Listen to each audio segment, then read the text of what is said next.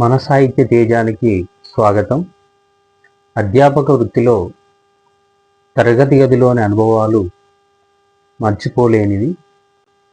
PG విద్యార్థులకు బోధించడం ప్రత్యేకమైనటువంటి పీజీ విద్యార్థులకు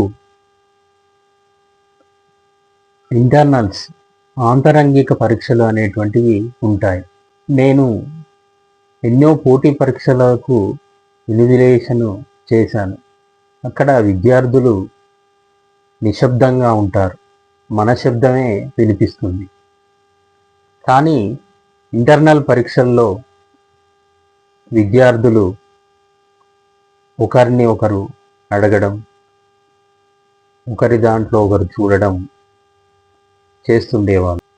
అప్పుడు నేను అన్నాను, ఆలోచించి రాస్తే పరీక్ష, అడిగి రాస్తే భిక్ష అన్నాను. దానితో అప్పటి నుండి ఆ పద్ధతిని మార్చుకున్నారు. కొన్ని విద్యార్థులతో ఎదురైన అనుభవాలు.